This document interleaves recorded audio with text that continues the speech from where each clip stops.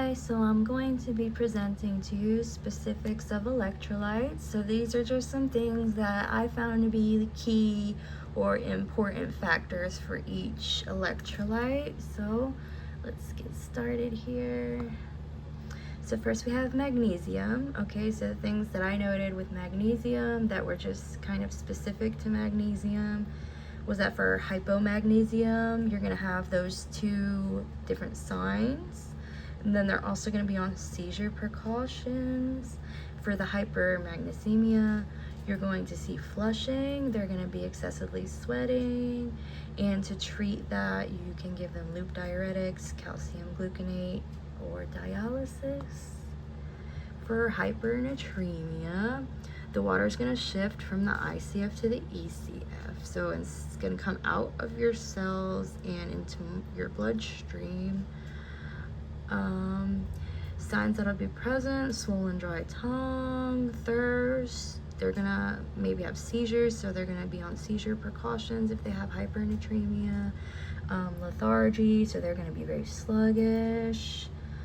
Can't see all of that I put there, but the D5W, the dextrose solution to treat, but be mindful that that can cause hyponatremia, so continue to monitor.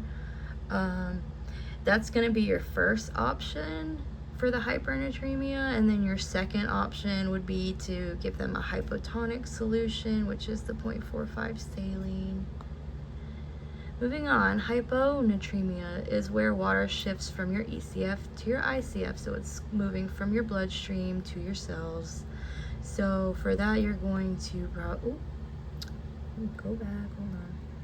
For that, you're going to have cell swelling, and so you're going to also want to restrict fluid intake for the hyponatremia. They're gonna get the hyper solution, the 3% saline. So hypo gets hyper for natremia. Signs they might exhibit are coma, personality changes, lethargy, and edema. Just think about the edema like the salt and water go together. So yeah, you might have some swelling if you're low on salt. And decreased deep tendon reflexes. Phosphorus is mostly found in the bone, while the rest is intracellular. It's the opposite of calcium, and it deals with metabolism, so it contributes to the acid-base balance. It is an intracellular anion and can cause pathological fractures, so you want to be mindful of that while you're dealing with anything with phosphorus. So it has to do with the parathyroid hormone. I remember P for phosphorus, P for parathyroid. If you're hypo, you're gonna have some breathing problems, weak bones, neurostatus changes, and you can treat with vitamin D. For hyper, you're gonna experience arrhythmia, tetany, which is muscle spasms, and the stridor, which is the whistling lung sound. That can be treated with dialysis to filter that out. For calcium, that is essential for neuromuscular function, transmission of nerve impulses, contraction of skeletal and cardiac muscle. That is supposed to say clotting, not clotting. Clotting of blood, maintenance of cell permeability, and formation of bone and teeth. This also is tied with the parathyroid hormone, and the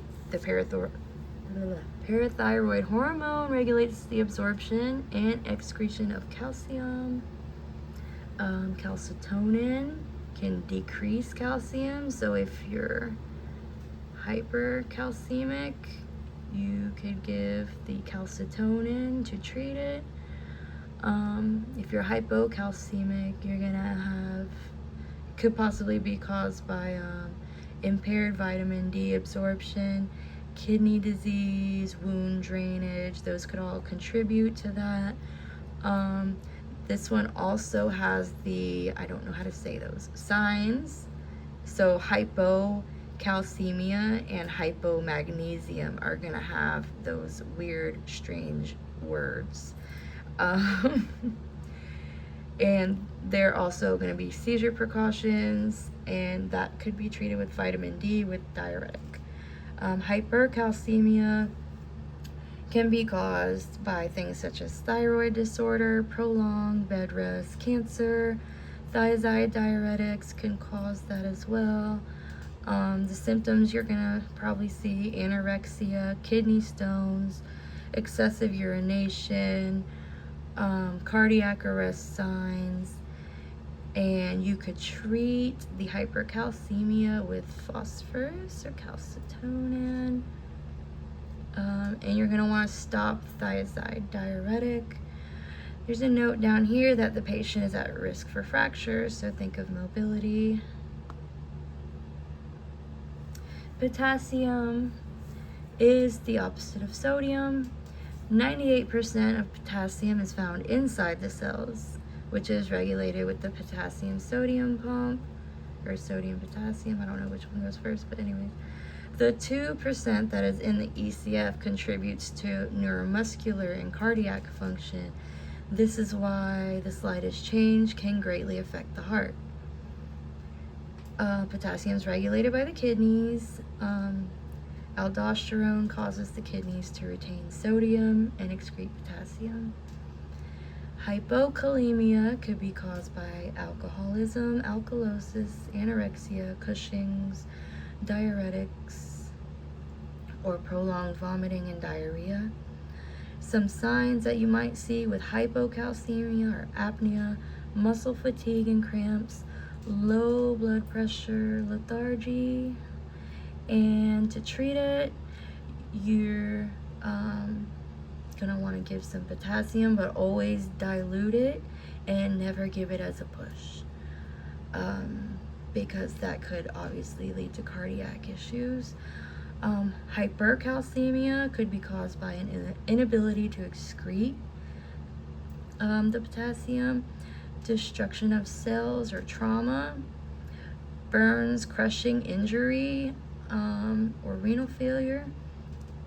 Some signs you might see with hypercalcemia: abdominal pain, tingling fingers, low heart rate, blood pressure, slow reflexes, EKG changes, because that ties in with the heart. So you could treat the hypercalcemia with potassium-sparing diuretic, Kayexalate. I really have the feeling they're going to ask about Kayexalate, so remember that one. And insulin and glucose shift back into the cells temporarily. So that's about it. Study hard and level up.